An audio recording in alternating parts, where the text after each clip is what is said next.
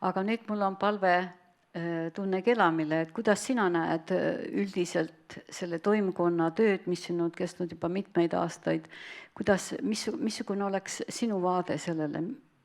Sa oled ju mitmel korral meil osa võtnud ja sõna võtnud ja alati toetanud ja me teame ka, kui palju tööd sa oled teinud Euroopa Liidus just selle näitamisega, mis me oleme siin läbi elanud nii kodus kui väljas.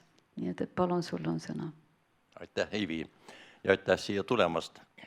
Minu kogemus on, et igal toimkonnal peab olema oma eestvedaja ja ilma Iivita ei oleks ka see konverents aset leidnud.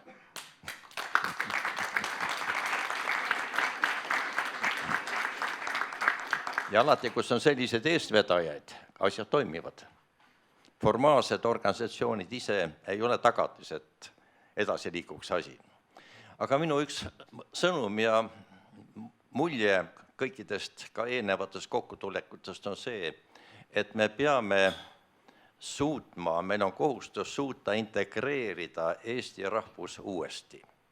Me räägime suurpõgenemisest ja inimestest, kes Nõukogude Eestis kasutati väljendit läksid ära või lassid jalga. Nagu oleks neil mingi paha südametunnistus, seda Nõukogude propaganda kogu aeg rõhutas. Neil oli midagi karta, miks nad muidu põgenesid. Ja see poole sajandi jooksul kestnud propaganda avaldab ka täna oma mõju. Ikkagi, nemad on niisugused imelikud või kuidagi mingi võõrastus tekib, kes nad õieti siis on.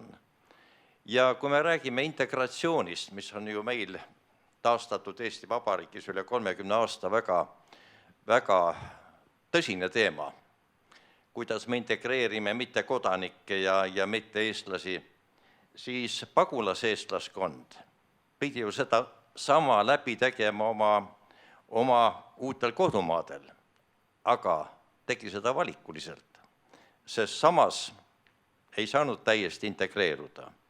See oli kohustus olla eestlane kui elukutse ja aidata kaasa Eesti Vabariigi teadvustamisele, tema saatusele ja luua teed ja vahendeid selleks, et iseseisvus uuesti kätte võita. Ja selle tõttu minu meelest oli 40. aastal toimus kuidagi loomulik jaotus nendes julmades oludes. Umbes 10% Eesti rahvast. Täna siin esitati oletusi, et see arv võiks ulatuda 100 000-ni. Umbes 10% Eesti rahvas suutis põgeneda. Ja mitte lihtsalt oma elu hoides, vaid selleks, et viia need väärtused, need teadmised, oma missioon läände, kus oli ainuke võimalus neid kaitsta, neid esitada.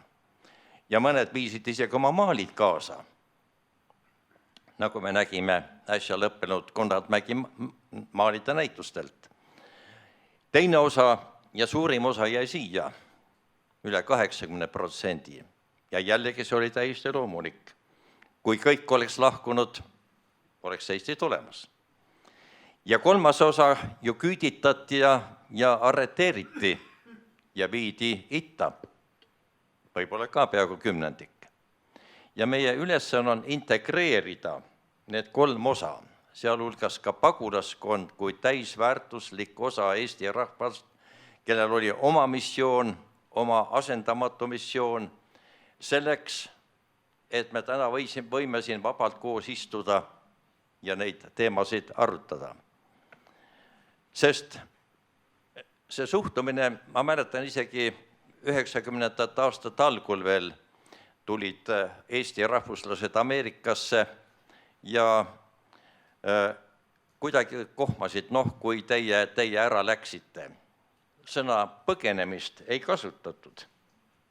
Kui teie ära läksite, kuidagi niimoodi. Ja Marianne juhtis minu tähelepanu ühele asjale, et mina olevat tema poolt tollel ajal vastu võetud külaliste hulgas olnud ainukene, kes olevat pagulase eestlasi tänanud ja tunnustanud nende rolli, mida nad on 50 aasta jooksul säilitanud. Ega me ei osanud üldiselt seda näha. Ja täna on meil just ees see, et ka nooremas keskeas ametnikud, kõrgemad ametnikud, paljud lihtsalt tavalised eestlased ei näe nagu selles suur põgenemises ja selles, mis juhtus 44-45, mingit erilist probleemi. Noh, oli ja mis siis. Ja see on ühele väikele rahvale väga ohtlik. Madis Somelar rääkis ilusti, et kooliprogrammides on see olemas, aga juhtis tähelepanu sellele, et meil on vaja õpetajate koolitust.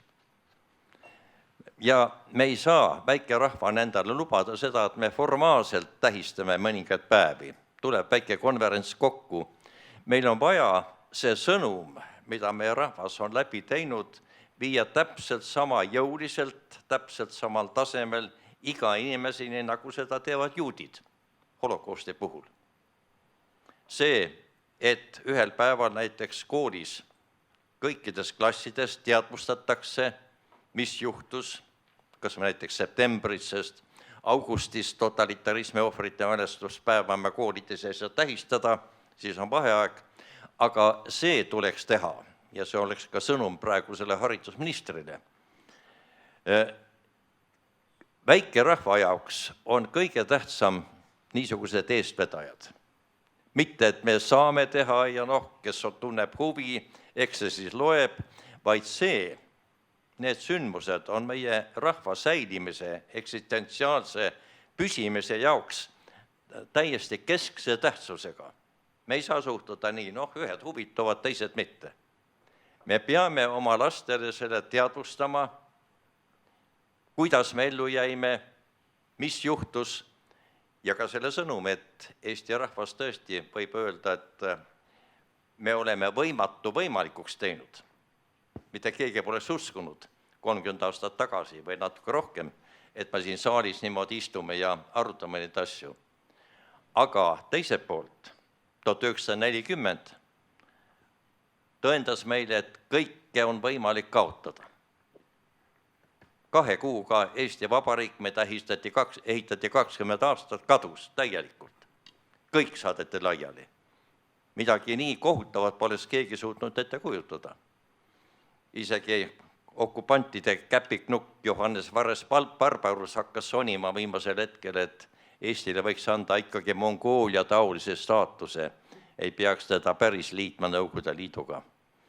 Talle vastati pikalt tänavalt, et seltsimees, see asi on palju lihtsam. Teie esitate avalduse ja meie võtame seda vastu. Eesti Vabariik on läbi.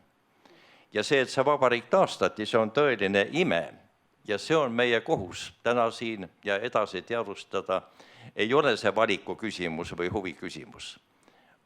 Võimalused on olemas, programmid on olemas, aga me peame nii riiklikul tasemel seda suurama, kui ka indiviididena meil ei ole õigust, oleks ebamoraalne ja meie rahvust ennast hävitab, unustada need traagilised sündmused, millest me oleme üle saanud ja mille tõttu meie lapsed ja lapselapsed võivad täna siin vabalt elada. Nii et 19. september oleks väga vajalik Eesti riiklike tähtpäevade reas, suur põgenemise mälestamine ja sellega muud kaasnevad üritused. Aitäh! Aitäh!